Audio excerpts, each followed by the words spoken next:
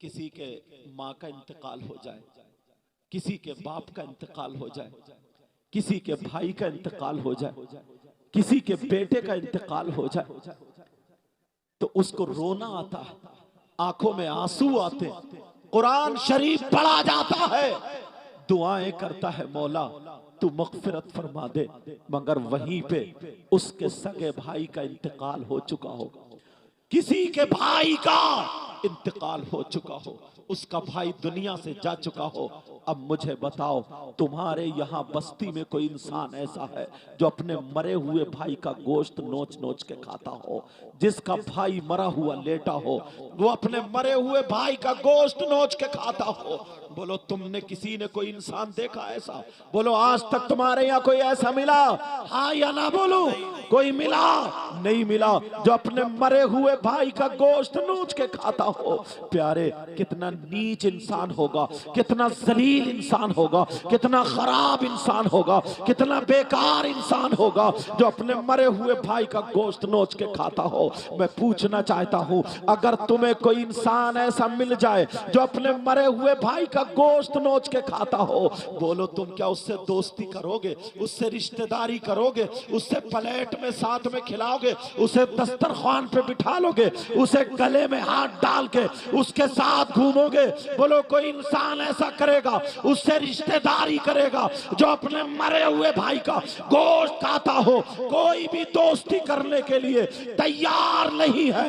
मगर कुरान पाक जरा देखो, अल्लाह फरमाता है, अल्लाह का पैगाम है, अल्लाह का कलाम मौजूद है कुरान में। ये आयत है, वला यग़तब बादुकुम बादा अयुहिब्बु आदुकुम अय्याकुला लामा अखीही मैतन फकरीतुमू। क्या कोई जो गीबत करता है, गीबत करने वाला, चुगली करने वाला, पीठ पीछे बुराई करने वाला, अल्लाह फरमाता है आपस में गीबत करने वाला, चुगली करने वाला, पीठ पीछे बुराई करने वाला ऐसा है जैसे मरे हुए भाई का गोश्त खाने वाला। नारे तकबीर, नारे रिसालत, फैज़ाने कुरान, फैज़ाने उलमाए किराम।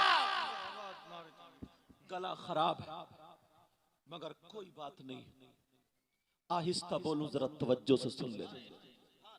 अल्लाह फरमाता, गीबत करने वाला, चुगली करने वाला ऐसा है जैसे मरे हुए भाई का गोश्त खाने वाला। बोलो, पूरी दुनिया गलत हो सकती है क्या अल्लाह का कलाम गलत हो सकता है? अल्लाह का फरमान गलत हो सकता है? तंबीहुल गाफिलीन एक किताब, उसमें लिखा हुआ, दो औरतें नबी की बारगाह में गईं। ये औरतें सुन ले, मेरी बहनें सुन ले। दो औरतें नबी की बारगाह में गईं, अपने मसाइल पेश कर दिए। मसाइल के बाद नबी ने उनसे इरशाद फरमाया, क्या तुम दोनों अपने मरे हुए भाई का गोश्त खा के आई हो? दोनों की आंखों में आंसू आ गए, आंखों में आंसू आ गए और कहने लगी, आका, कौन भाई ऐसा होगा, कौन बहन ऐसी होगी जो अपने मरे हुए भाई का गोश्त खा ले? आका, नहीं खाया हमने। मेरे नबी ने फरमाया, खा के आई हो? आका, नहीं खाया है। नबी जलाल में आ जाते, कहते जाओ उधर जाओ और हल्क में उंगली डाल के जरा तय करो, उस तरफ जाओ और जाकर के तय करो। उन दोनों औरतों ने जब हल्क में उंगली डाली है और डाल करके जब तय की है तो गोश्त की बोटियां निकल रही थी, गोश्त के टुकड़े निकल रहे थे, गोश्त के लोथड़े निकल रहे थे। मेरी बहनें सुन ले, आज जो गीबत करती है, आज जो चुगली करती है, आज जो पीठ पीछे बुराई करती है, अगर तीन औरतें बैठती हैं तो एक दूसरे की गीबत शुरू कर देती है। कोई अपनी सास की कर रही है, सास अपनी बहू की कर रही है, यहां तक के है, यहां तक के आया है कि बेटी अपनी बहनों की बुराइयां करती हुई नजर आ जाती है।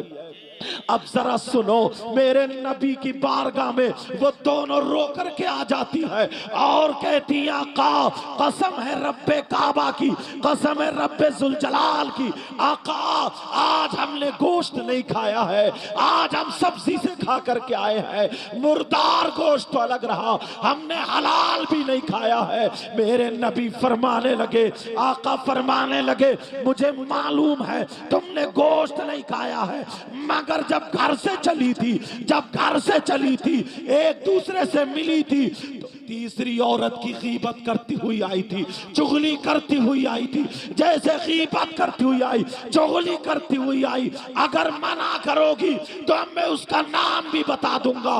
दोनों औरतों ने इसरार किया, हाँ का कबूल किया, हाँ का हमसे ये गुनाह हुआ है।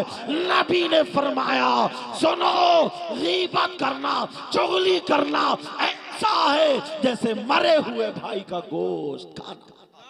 तकबीर, नारे रिसालत, मसलके आला हजरत, उलमाए अहले सुन्नत, आले रसूल, नारे तकबीर। आज के बाद कोई गीबत करेगा क्या? आज के बाद कोई चुगली करेगा क्या? आज के बाद एक दूसरे की बुराई करेगा क्या? और सुनो प्यारे, एक बात और उठाता हूं, आप कहोगे हजरत आज सिर्फ बातें उठा उठा के दूंगा, आज मेरे लहजे पर या आवाज पर तवज्जो मत करना। मैंने पहले कह दिया अल्लाह जो चाहता है वही बेहतर होता है। लेकिन सुनो, वो इंसान को ढूंढो कितना जलील होगा। मेरी बहनें बैठी हैं, लेकिन मसला आ रहा सामने तो बताना जरूरी है। वो बेटा कितना नीच होगा, कितना जलील होगा। कौन बेटा जो अपनी मां के साथ गलत हरकत करे? बोलो कोई ऐसा कर सकता है? जिस मां ने 9 महीने पेट में रखा, जिस मां ने अपना दूध पिलाया, आज वो बेटा अपनी मां के साथ मुंह काला करे, गलत हरकत करे, जिना करे, बताओ उससे क्या जलील कोई हो सकता है? उससे नीच हो सकता है? मर जाएगा मगर मां पे गलत नजर नहीं डालेगा। आप कहोगे हजरत कैसी बातें कर रहे हैं? हदीस सुनाऊंगा, हदीस। हर बात या तो कुरान की आयत पे लाकर टेकूंगा इंशाअल्लाह, या हदीस पाक पे लाकर के टेकूंगा। लेकिन जरा सुनो प्यारे, आप कहोगे कौन है वो? अगर इजाजत हो तो बता दूं। मुसलमानों, हमें अपने गिरबान में झांकने की जरूरत है।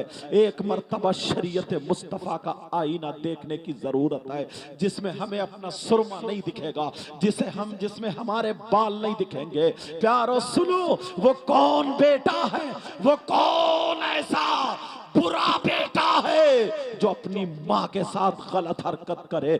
अब हदीस पाक में तुम्हें बताता हूं, आज भी 10% लोग मुसलमानों में ऐसे हैं। मैं गैर मुस्लिमों की बात नहीं कर रहा हूं, मैं गैरों की बात नहीं कर रहा हूं, मैं मुसलमानों की बात कर रहा हूं।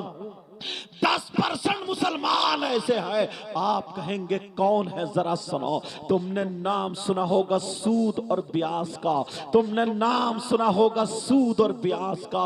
अरे हराम तो कोई चीज रही नहीं। कितने लोग सट्टा खेला करते हैं, कितने लोग जुआ खेला करते हैं, कितने लोग लॉटरी खेला करते हैं, कितने लोग ताश के पत्तों पर खेला करते हैं, कितने लोग बियर के नाम पे शराब पिया करते हैं, कितने लड़के नशे के आदी हो गए हैं, कितने लड़के नशे के कैप्सूल खा रहे हैं, कितने लड़के सिगरेट में रख रख के नशा खा रहे हैं। हराम अब उसके नजदीक कुछ रहा ही नहीं है। लेकिन सुनो, तुमने सूद और ब्याज का नाम सुना होगा। कितने लोग कारोबार कर रहे हैं, सूद और ब्याज का कारोबार कर रहे हैं।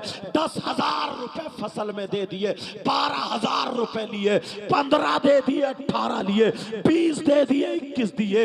एक मुझे मिल गए कोटा, जब मैं तकरीर करने गया, उन्हें पता चला कि ये सैयद साहब है। 500 की पत्ती थी और मुझसे दुआ कराने लगे। मैंने कहा काय के लिए दुआ कर दूं? तो कहने लगे दुआ ये कर दो, दुआ कर दो मेरे लिए। वैसे अल्लाह का दिया सब कुछ है, अल्लाह का शुक्र है, अल्लाह का दिया सब कुछ है। मैंने कहा क्या करते हो? कहा मैं तो कुछ भी नहीं करता, आराम से रहता हूं। मैं समझा इसकी कोई फैक्ट्री होगी, इसका कारखाना होगा। मैंने कहा तुम्हारे बच्चे क्या करते हैं? कहा वो भी कुछ नहीं करते हैं। मैंने कहा फिर कैसे कमाई होती है? कहा 3 करोड़ रुपया मार्केट में मेरे ही घूम रहा है हजरत, रुपये से रुपया कमाता हूं, पैसे से पैसा कमाता हूं। सुन लो, कहीं कहीं गांवों में कमेटी बनाई जाती है, कमेटी बनाई जाती है, पत्तियां डाली जाती है, 10 लोग इकट्ठे हो गए, 10-10 हजार रुपए इकट्ठे करने के बाद किसी एक को उठाने दे देते हैं। कोई 90 हजार में उठा रहा है,